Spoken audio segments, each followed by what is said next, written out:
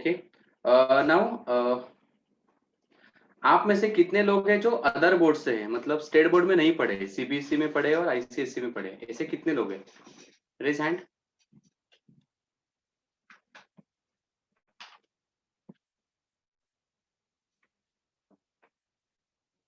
Okay okay, fine fine fine. So as you know, if MCQ exam is there, we need to follow state board का syllabus and paper pattern is MCQ pattern. That is question, option है और correct option आपको ढूंढना है. ये pattern से हमको इसके आगे अभी स्टडी करना है या फिर उस हिसाब से हमको पढ़ाई करना है. So without wasting much time, syllabus में अगर हम लोग प्रॉपर्टीज या कंसेप्ट देखने जाए, सिलेबस में अगर हम लोग प्रॉपर्टीज या कंसेप्ट देखने जाए तो दे आर नॉट डिफरेंट. जो स्टेट बोर्ड में है वही आपको सीबीएसई बोर्ड में मिलेगा और वही हमको आईसीएसई बोर्ड में मिलेगा. ओके उसका लेवल थोड़ा अलग हो सकता है, लेकिन अभी सबको एक लेवल पे रखा है कि एमसीक्यू टेस्ट देंगे. सो मैं आपको सबसे पहले चैप्टर्स का प्रॉपर्टी एक्सप्लेन करूंगा and then we will move to MCQ question. Okay MCQ question. और एंड तब तक आज का लेक्चर हो जाने के बाद मैं आपको स्टेट बोर्ड के मैथ्स के बुक में, मैथ्स 2 के बुक में जितने एमसीक्यू है उसका कुछ फोटो या कुछ पीडीएफ करके मैं भेजने की कोशिश करूंगा आपके लिए, जिससे आप लोग बाकी सब लेसन्स के एमसीक्यू करना या सॉल्व करना आप लोग स्टार्ट कर सकते हो. ठीक है. So we start with content now.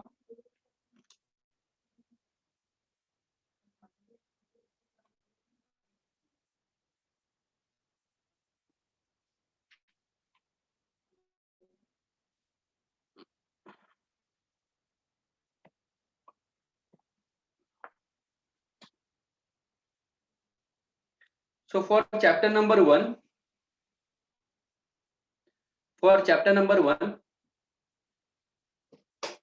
first property that is ratio of areas of two triangles. Ratio of areas of two triangles.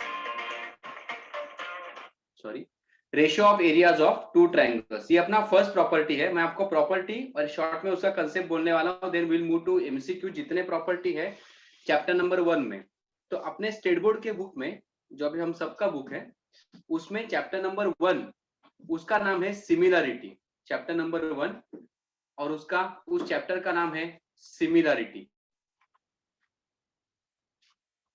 Okay. तो इस चैप्टर से कनेक्टेड अभी जो कुछ प्रॉपर्टीज है that will move and we are going to study them. जो आपने already study किया है, आप कोई भी बोर्ड से हो, आपने ये जरूर पहले स्टडी किया होगा. उसको हम लोग खाली एक लाइन में प्रॉपर्टी के फॉर्म में जाएंगे एंड उसके बाद एमसीक्यू को स्टार्ट करेंगे. Okay. So ratio of areas of two triangles, that is, let us consider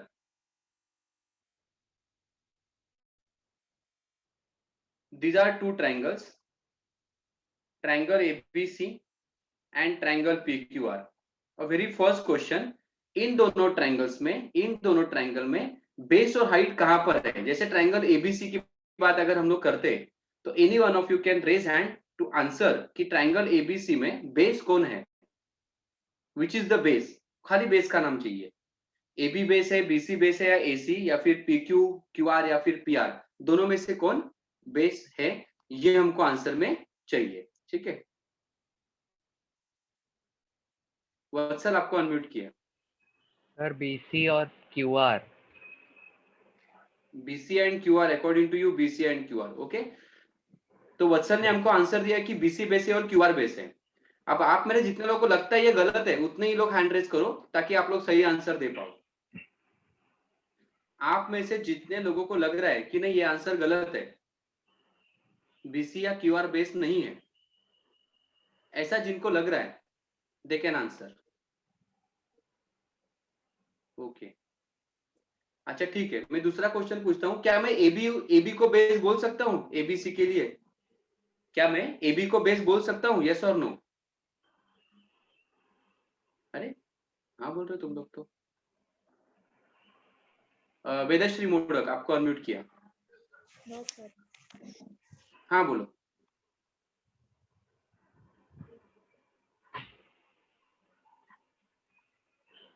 आप म्यूट हो क्या अनम्यूट हो?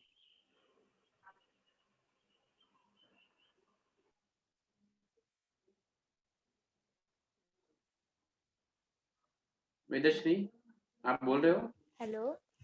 हाँ बोलो। No sir. एबी को बेस नहीं बोल सकते। नहीं। अच्छा, सबका आंसर ना आए तो हाथ नीचे कर दो, किसी को हाँ बोलना है तो फिर हैंड रेज रखो।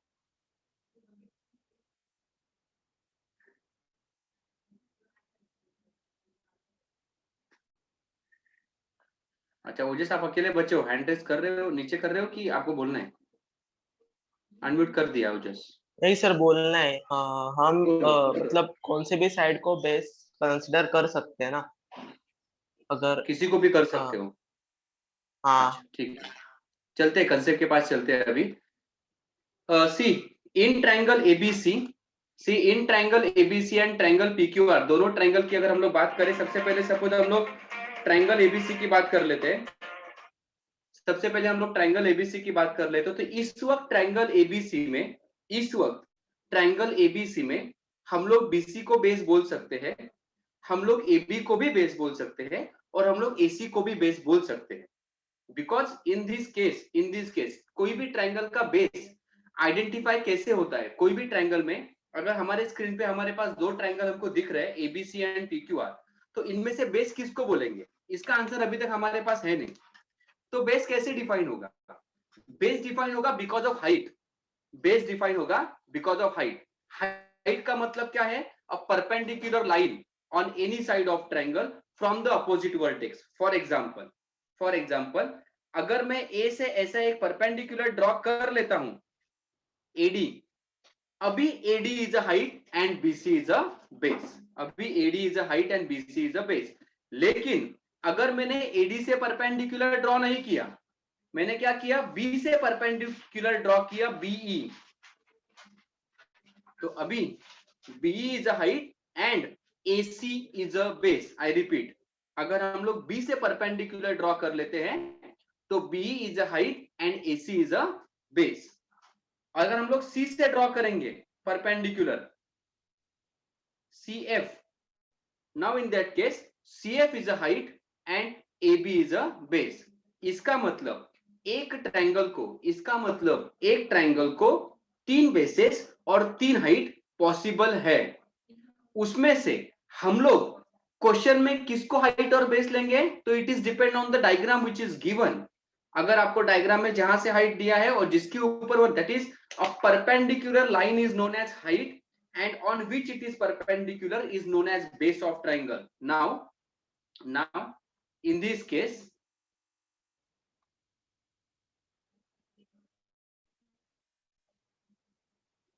AD is a base, AD is a height, BC is a base, और यहां से मैं सपोज PS ये परपेंडिकुलर ड्रॉ कर लेता हूं, तो in this case PS is a height, QR is a base.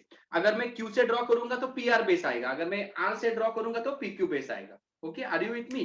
तो ट्रायंगल का बेस हाइट कैसे पता चलेगा? A perpendicular line is known as height and on which it is perpendicular is known as base of triangle. Okay, now अपना heading के पास चलते हैं। Ratio of areas of two triangle. Ratio का मतलब क्या है? रेशियो का मतलब क्या है? One triangle is in numerator, second triangle is in denominator। ratio of what? areas of triangle, मतलब ट्रायंगल के एरिया का formula we should know। so we have a formula that is area of triangle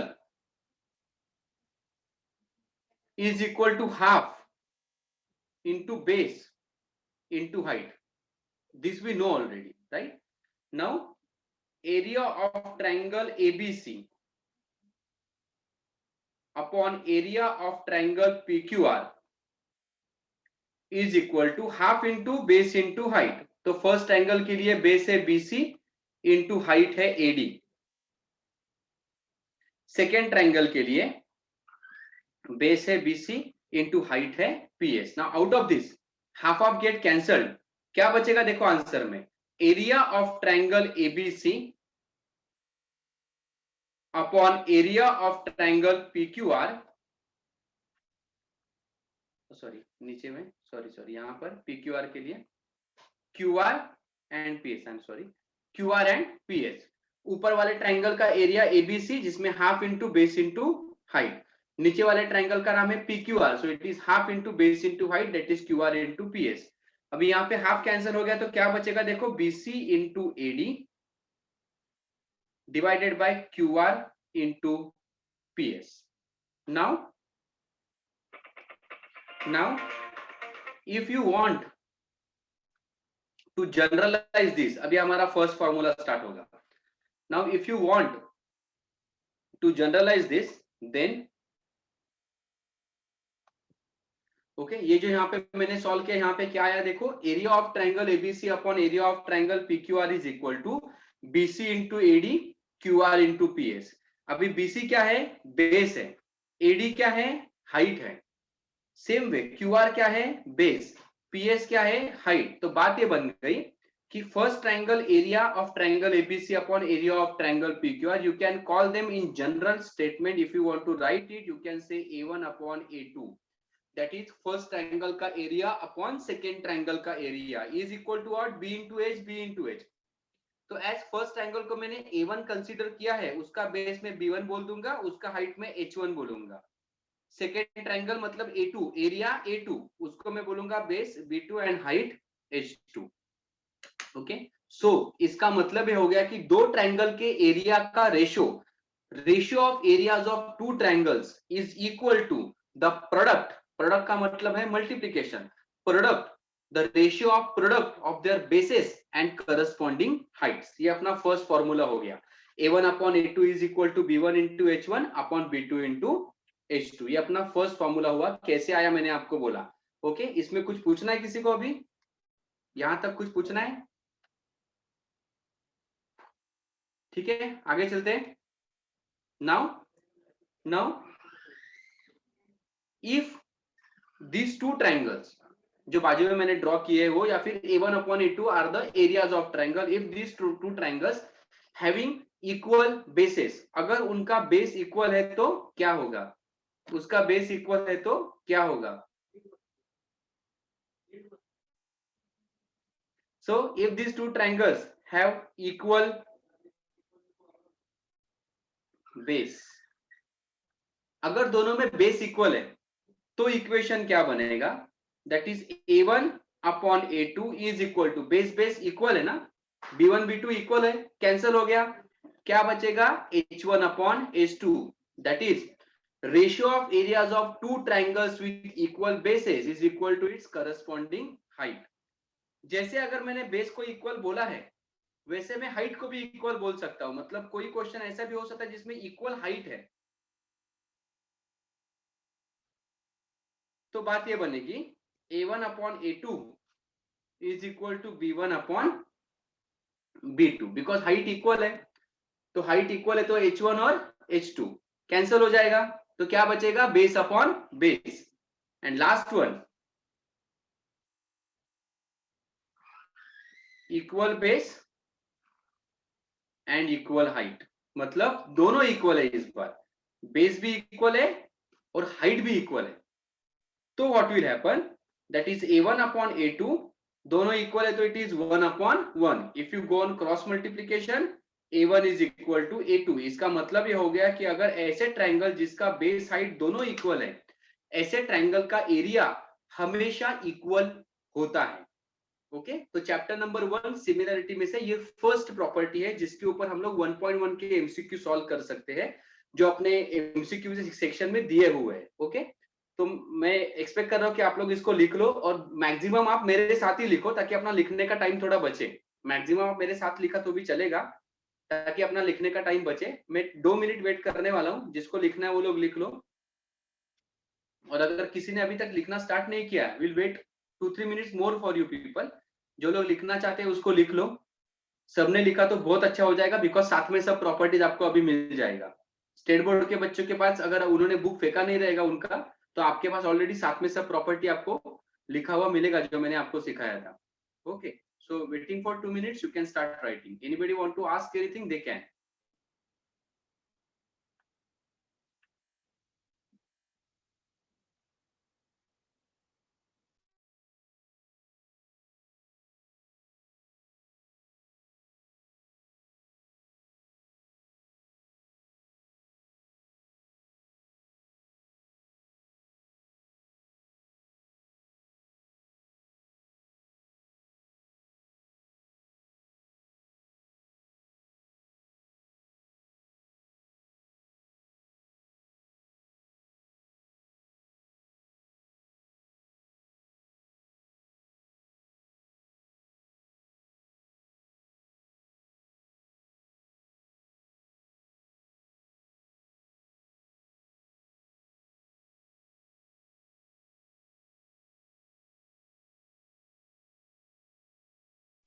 तुमच्या phone मध्ये बघते मी, म्हणजे तुमच्या ह्याच्यात. Hello sir. हा मोहित बोलो. सर आपल्याला ह्या म्हणजे सीईटी ला सीबीएसई च्या सिलेबस मधून जे होते त्यांना कॉन्सेप्ट म्हणजे हेरॉन फॉर्म्युला ते सगळे नाही ना विचारणार? ती एमसीक्यू टाईप मध्ये जे येऊ शकतं ते सगळं विचारू शकतात. आणि सिलेबस हा स्टेट बोर्डचा आहे, सर कंपल्सरी. म्हणजे सीबीएसई चा नाही ना येणार, कारण ते पण देणार नाही आहेत येणार. ना सीईटी. ते सगळी स्टेट बोर्डचीच देणार आहेत. स्टेट बोर्डचा सिलेबस सगळ्यांनी अभ्यास करायचा आहे. म्हणून आपल्या लेक्चरला सीबीएसई आणि आयसीएससी याची पण मुलं बसलेली आहेत, कारण की त्यांना पण त्यांच्या बोर्डचा नाही, सीबीएसई आपल्या स्टेट बोर्डच्या पुस्तकातला अभ्यास करायचा आहे. म्हणून तर मी कन्सेप्ट पण घेतोय आणि एमसीक्यू पण घेणार आहे. Okay sir. कारण त्यांना काही कन्सेप्ट समजा नसले पुस्तकात त्यांच्या, तर त्यांना ते फॅमिलियर नाही राहणार, तर त्यांना कळणारच नाही. मग म्हणून मग कन्सेप्ट पण घ्यावे लागतात आणि एमसीक्यू पण घेणार आहे मग मी.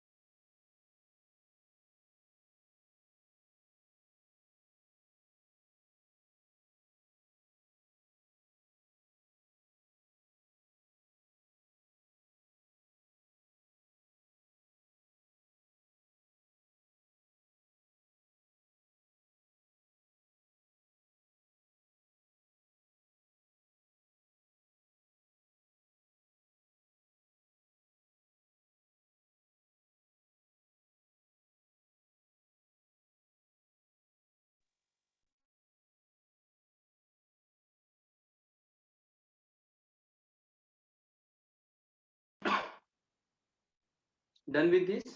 Anybody still writing can raise hand so that I can wait for you. Anybody still writing can raise hand. Anybody still writing can raise hand so that I can wait for you.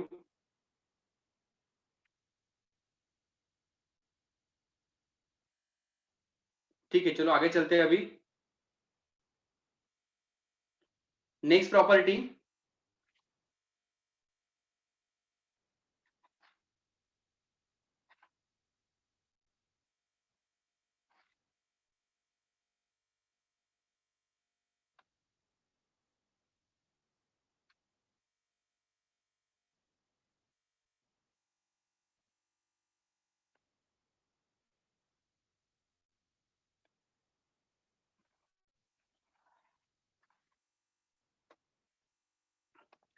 See, next property is basic proportionality theorem.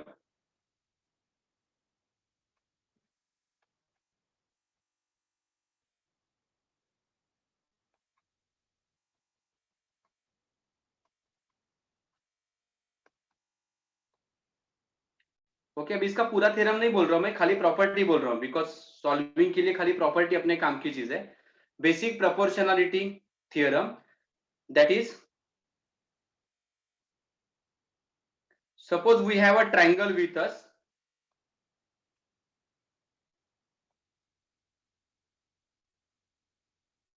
Okay, so basic proportionality theorem, इसको apply कब करते हैं? Okay, अगर इसके given में ऐसे रहेगा, इसके मतलब क्वेश्चन जब आएगा तो क्वेश्चन की गिवन में, that is in triangle ABC if PQ is parallel to BC, मतलब अगर अपने गिवन में ऐसा रहेगा कि इन ट्रायंगल एबीसी, मतलब ट्रायंगल हमको दिया है गिवन में, मतलब क्वेश्चन में अगर ऐसे रहेगा कि ट्रायंगल एबीसी में PQ is parallel to BC, मतलब ट्रायंगल के तीनों साइड में से किसी एक साइड को अगर कोई लाइन पैरेलल है, then our answer will be that parallel line जो बाकी दोनों साइड को इंटरसेक्ट करने वाला है P एंड Q पे, so that line divide the side in equal proportion, मतलब AP अपॉन PB is equal to AQ upon QC. Okay, this is the first next property, basic proportionality theorem. Okay, in short इसको apply कब करते हैं? In short इसको apply कब करते हैं? अगर अपने ट्रायंगल में पैरेलल लाइन दिया है तो इसको अप्लाई करेंगे. ओके, और आंसर क्या आएगा? तो AP अपॉन PB ये ratio is equal to AQ upon QC. Now converse of basic proportionality theorem, इसी का उल्टा डायग्राम ऐसे ही रहेगा, इसी का उल्टा, that is in triangle ABC, diagram ऐसे ही रहेगा, इसी का उल्टा, that is in triangle ABC, अगर ट्रायंगल एबीसी में इफ AP अपॉन PB is equal to AQ upon QC, then PQ parallel to BC. Same diagram में मैंने आंसर लिख के दिया है आपको, सेम डायग्राम कंसीडर करके. फर्स्ट है बेसिक प्रोपोर्शनलिटी थ्योरम और उसके बाद है converse of basic proportionality theorem. मतलब अगर क्वेश्चन में रेशियो ये सेम रहेगा, कैसे पता चलेगा आपको? वहां पे कुछ नंबर्स रहेंगे 2, 3, 5, 6, तो उसके ऊपर से पता चल जाएगा कि रेशियो में लेने का इक्वल है क्या, देखेंगे if yes line is parallel. Okay, उसके बाद वाला प्रॉपर्टी है एंगल बाइसेक्टर प्रॉपर्टी, जो ओमिटेड है. ओके, अकॉर्डिंग टू रूल जो ओमिटेड सिलेबस था उसके ऊपर क्वेश्चंस नहीं आएंगे, अकॉर्डिंग टू रूल, या फिर जो GR में डिफाइन किया हुआ है, अकॉर्डिंग टू दैट जो ओमिटेड सिलेबस है उसके ऊपर क्वेश्चन नहीं आएगा. ओके, फिर भी आपको रेफरेंस के लिए बोल के रखता हूं मैं खाली, angle bisector property, angle bisector property, that is suppose we have a triangle with us ABC और उसमें कोई भी एक एंगल का बाइसेक्टर ड्रॉ किया, मतलब ये दो एंगल इक्वल, कोई भी एक एंगल का, A का करो, C का करो, B का करो, तो आंसर इज जो एंगल बाइसेक्ट हुआ है B, that is AB upon BC is equal to सामने वाला साइड, पहले AB लिया तो पहले AD लेंगे, it is AD upon CD. This is nothing but angle bisector property. Okay, this is angle bisector property. Fine. इसके बाद इसका कन्वर्स भी होता है कि अगर ये रेशियो इक्वल है तो एंगल बाइसेक्टर अवेलेबल है वहां पे, और उसके बाद है प्रॉपर्टी ऑफ 3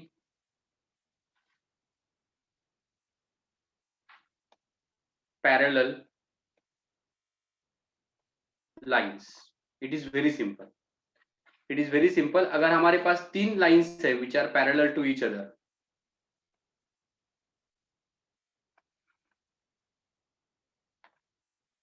ओके, और suppose these are the transversals.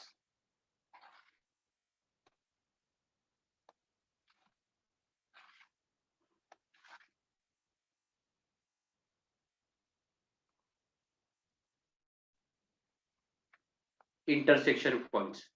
If 3 lines are parallel, these are the 3 lines. So if line L parallel to line M parallel to line N, then our answer will be, ठीक से देखो answer का ratio हम लोग किस तरह से लिख रहे हैं, AB upon BC is equal to PQ upon QR. These are the properties for exercise 2.2 MCQ. Okay, तो इस टाइप में अगर कोई MCQ एग्जाम में आता है तो आपको कुछ वैल्यूज देते हैं, उसको कंसीडर करके फॉर्मूला में वैल्यू पुट करके आपको सॉल्व करना पड़ता है। एमसीक्यू जब आएगा तब हम लोग उसके बारे में सोचेंगे। कुछ होमवर्क के लिए कुछ एमसीक्यू आपको दिए जाएंगे जो अपने पास अवेलेबल है, इस पीपीटी में अवेलेबल है, जिसमें एमसीक्यू लिखे हुए हैं, कुछ नोट्स में है, कुछ बुक में है, जो भी अवेलेबल है आपको प्रैक्टिस के लिए दिए जाएंगे। ठीक है, तो जिसको लिखना है वो लिख लो। Waiting for 2 minutes. मेरे साथ ही लिखो जो लोग लिखना चाहते हैं, ताकि बाद में एक्स्ट्रा रुकना ना पड़े।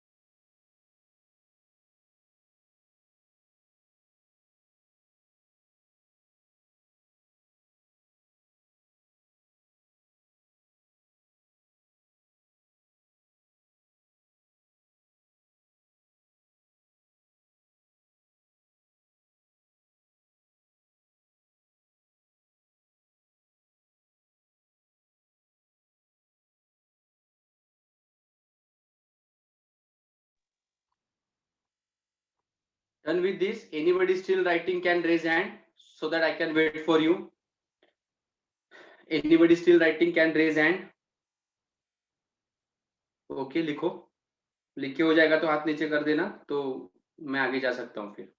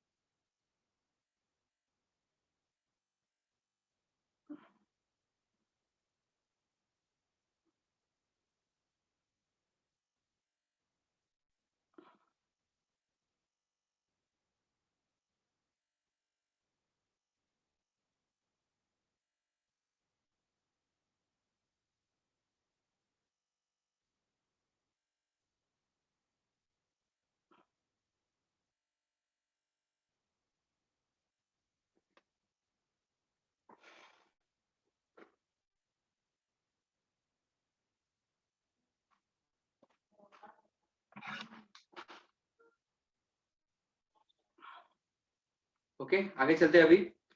These are the properties for 2 वाले questions.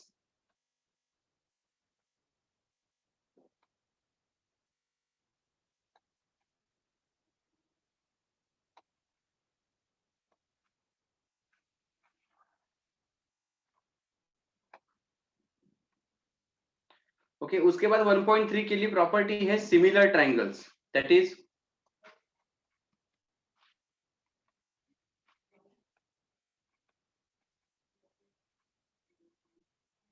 okay similar triangles, that is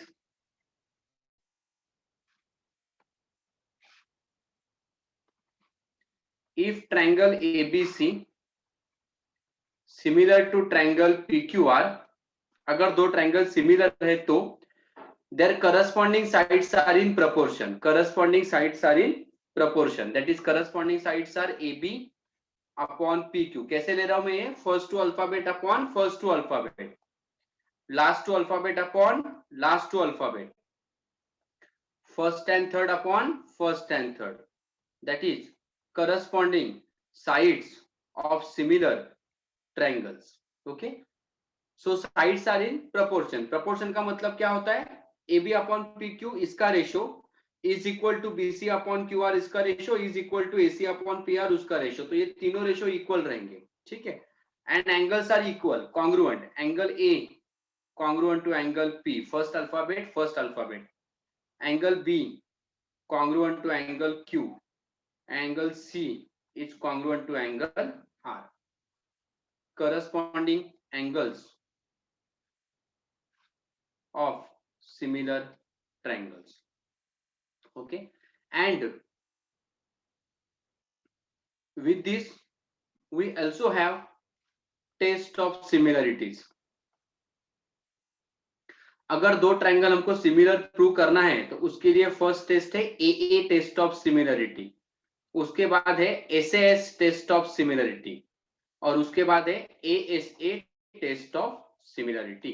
this is the concept for 1.3 कि अगर दो ट्रायंगल सिमिलर है तो ये आंसर आएगा. अच्छा, ट्रायंगल सिमिलर अगर नहीं है तो टेस्ट यूज करके हम लोग उसको सॉल्व कर सकते हैं. अभी टेस्ट CBSE बुक में भी है, ICSE बुक में भी टेस्ट है. तो ये टेस्ट क्या होता है आपको पता है, पता ही रहेगा सबको. Okay, waiting for 1 or 2 minutes. Anybody want to write? They can.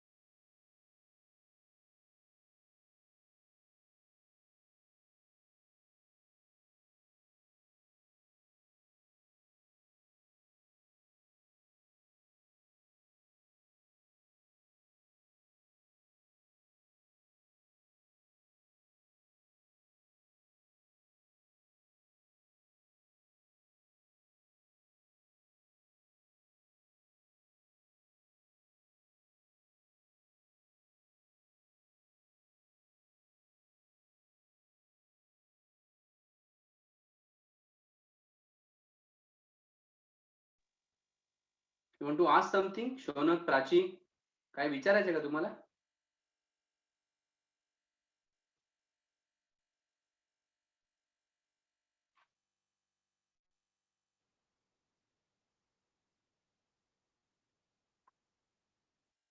Shaunak तुला अनम्यूट केलंय, काय विचारायचंय तुला?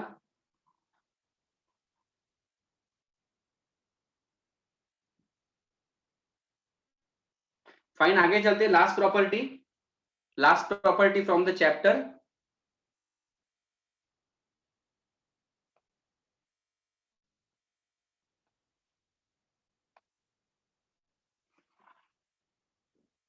That is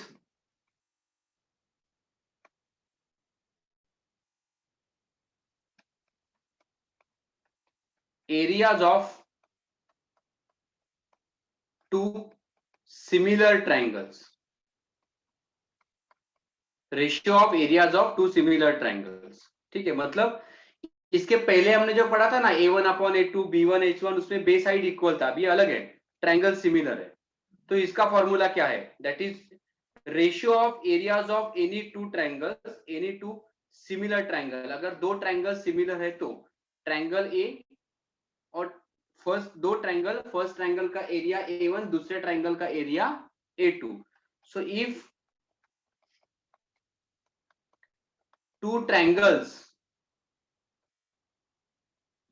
आर सिमिलर, अगर दो ट्रायंगल एक दूसरे को सिमिलर है तो उनके एरिया का ratio is equal to S1 square upon S2 square, that is their side square upon side square is also equal to H1 square upon H2 square, मतलब ट्रायंगल का हाइट अगर रहेगा अल्टीट्यूड उसका square, that is equal to M1 square upon M2 square. M stand for median, also it is P1 square upon P2 square, that is P stand for perimeter. उसमें से perimeter वाला question अपने text book में फिलहाल है नहीं, पर अगर दो ट्रायंगल आपको सिमिलर दिया है तो उनके एरिया का रेशियो का ये फॉर्मूला है, ठीक है।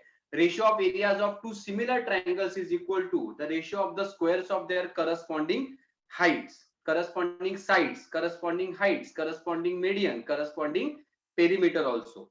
ओके, तो टेक्स्ट बुक में जो स्टेटमेंट दिया है it is connected with sides only, पर वेरिएशन है अपने एक्सरसाइज में, हाइट है एक जगह, कहीं मीडियन भी दिया हुआ है, पेरीमीटर नहीं है खाली। तो ये है लास्ट फॉर्मूला। अगर दो ट्रायंगल सिमिलर है तो ये उसका आंसर आएगा। Waiting for 1 minute if anybody want to write, then will move to MCQs.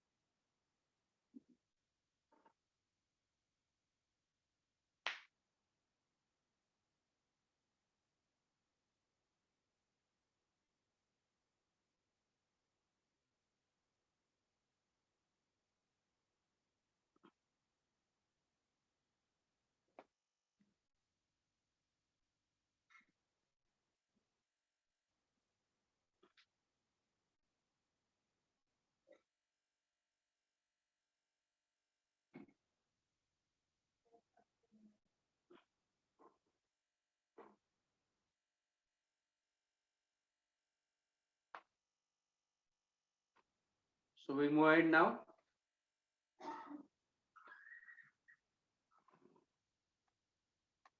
See first MCQ, ये चैप्टर नंबर 1 जो है अपना सिमिलरिटी, उसमें से हम लोग ले रहे हैं फिलहाल टेक्स्ट बुक में से। Select the appropriate alternative. See this is the diagram given. Triangle ABC and triangle QRP. In triangle ABC and triangle PQR in 1-to-1 correspondence. क्या दिया है करस्पॉन्ड में? AB और QR ये दोनों साइड प्रपोर्शन में है, BC एंड PR ये दोनों साइड प्रपोर्शन में है, CA एंड PQ ये दोनों साइड प्रपोर्शन में है। तो उनका एंगल्स, सॉरी ट्रायंगल का नाम अगर मुझे लिखना है तो क्या करस्पॉन्डेंसी में लिखो? ओके, तो करस्पॉन्डेंसी आपको मैच करना है। करस्पॉन्डेंसी क्या है ये हम सबको पता भी है ऑलरेडी, और बोर्ड्स को है करस्पॉन्डेंसी का मतलब। ओके, तो हमको क्या चाहिए? करस्पॉन्डेंसी चाहिए कि किस करस्पॉन्डेंसी ये इक्वल से दोनों ट्रायंगल इक्वल है, ठीक है। अभी फर्स्ट करस्पॉन्डेंसी दिया है PQR and ABC, PQR and ABC अभी अपने रेशो में दिया है, देखो AB और QR, तो AB के साथ में तो QR आना चाहिए कम से कम, तो फर्स्ट में तो वो हो नहीं रहा है, तो देयरफॉर ये कहां पे हो रहा है विथ अ प्रॉपर करस्पॉन्डेंस, देखो टिक मार्क आ गया वहां पे आंसर पे, दैट इज PQ और CA या फिर AC ये करस्पॉन्डिंग में है। उसके बाद QR और अपने पास AB, वहां पे देखो QR और ट्रायंगल में QR दिख रहा है आपको, QR और कौन है? AB करस्पॉन्डेंसी में, फर्स्ट दिया ना क्वेश्चन में ब्लू लाइन में AB अपॉन QR, तो QR और AB करस्पॉन्डेंसी में, तो इसका मतलब है करस्पॉन्डेंस सेटिस्फाई फर्स्ट में हो रहा है, तो सॉरी सेकंड ऑप्शन में हो रहा है, बी में, तो देयरफॉर ये अपना हो गया फाइनल आंसर फॉर दिस, कि इसमें से कौन सा विद प्रॉपर करस्पॉन्डेंस है, तो this is with proper correspondence. Next triangle DEF and triangle PQR, इसमें ऑलरेडी दिया हुआ है क्या इक्वल है, और यहाँ पे मार्क डायग्राम में भी मार्क करके रखा है, ठीक है, कि कौन सा एंगल इक्वल है. Angle E and angle R they are equal as well. Angle D and angle Q they are also equal. Okay, तो अगर ऐसा है तो ये दोनों ट्रायंगल सिमिलर हो जाएंगे. कौन सा टेस्ट से हो जाएंगे? By AA test of similarity से दोनों ट्रायंगल सिमिलर बन जाएंगे. अगर ऐसा है तो we need to write the names of triangle with proper correspondence. और हमको क्या पूछा है देखो, कि then which of the following statement is false. Question में क्या पूछा है? Which of the following statement is false, मतलब 3 सही है और 1 गलत है. हमको वो गलत कौन सा है वो ढूंढना है, और ये पता करने के लिए हमको ट्रायंगल का ठीक से करस्पॉन्डेंस समझ में आना चाहिए. मतलब डायग्राम देखो, ट्रायंगल का नाम अगर ऐसे लिखते हो DEF, तो आपको दूसरे ट्रायंगल का नाम लिखना पड़ेगा QRP. D को कॉन्ग्रुएंट एंगल कौन है? Q. तो आप ट्रायंगल का नाम लिखते वक्त या कंसीडर करते वक्त DEF करते हो, तो यहाँ पे आपको QRP करना पड़ेगा. ओके, उसके बाद अगर हम लोग E से स्टार्ट करते हैं तो आपको यहाँ पे R से स्टार्ट करना पड़ेगा. फिर F से करते हो तो P से करना पड़ेगा, लाइक दिस. ओके, इस तरह से आपको करना पड़ेगा. तो करेक्ट आंसर, तो हमको आप करस्पॉन्डेंस लिख के देखो. मैं 1 मिनट रुकता हूं.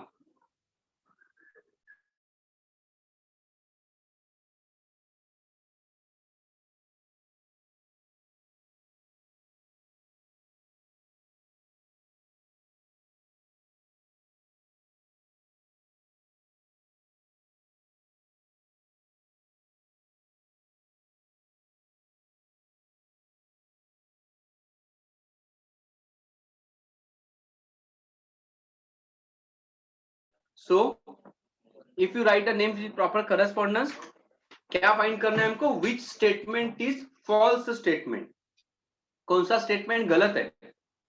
ओके, वो हमको ढूंढना है इसमें से.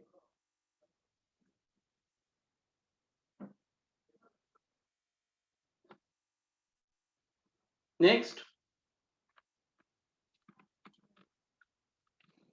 in triangle ABC and DEF, angle B equal to angle E.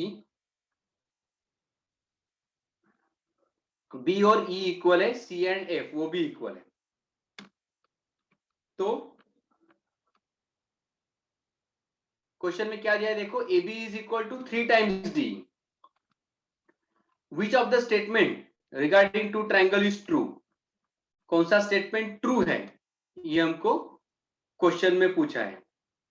Okay, first क्या है? Triangles are not congruent not similar. Triangle congruent भी नहीं है, सिमिलर भी नहीं है, ऐसा वो लोग बोल रहे हैं. ठीक है, ट्रायंगल को ऑब्जर्व करने के बाद ये तो पता चल रहा है कि कॉन्ग्रुएंट नहीं है, बिकॉज एक ट्रायंगल बड़ा है एक ट्रायंगल छोटा है, लेकिन सिमिलर है ना, दो एंगल दिख रहा है ना इक्वल, तो ए टेस्ट से तो आएगा. तो देयरफॉर इसमें से correct option is triangles are similar but not congruent.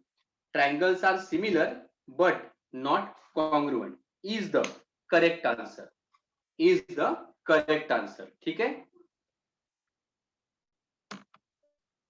see, triangle ABC and triangle DEF are equilateral triangles. ABC is to DEF is equal to 1:2. AB का आंसर 4 है. ये ऑप्शंस आपको दिया, अभी इसको सॉल्व करना पड़ेगा हमको. देखो मैं सॉल्व करके दिखा रहा हूँ स्क्रीन के ऊपर आपको. ट्रायंगल कैसे है? इक्विलैटरल है. क्वेश्चन में क्या दिया है कि ट्रायंगल्स आर इक्विलैटरल ट्रायंगल्स. अगर ट्रायंगल इक्विलैटरल है तो ऑफ कोर्स दो इक्विलैटरल ट्रायंगल सिमिलर ही होंगे. क्यों? बिकॉज इक्विलैटरल ट्रायंगल में हर एक एंगल 60 डिग्री का होता है. तो by AA test triangles are similar to each other, and as the triangles are similar, their areas, that is area of triangle ABC upon area of triangle DEF is equal to square of corresponding sides. corresponding sides देखो, AB दिया हुआ है आपको, तो AB का square DE का square. Okay, now ABC और DEF का रेशियो 1/2 है.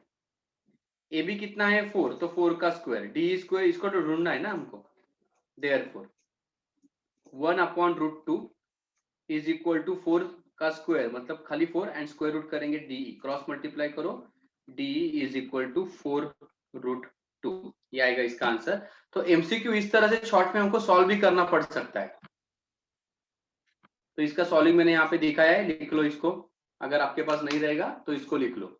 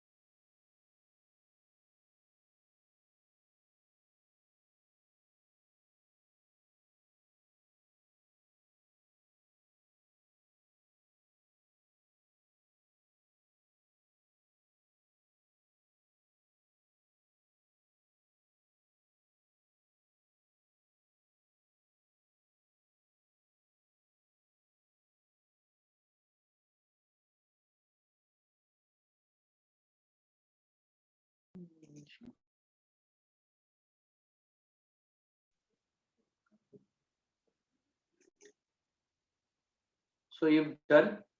So that's all about today's session.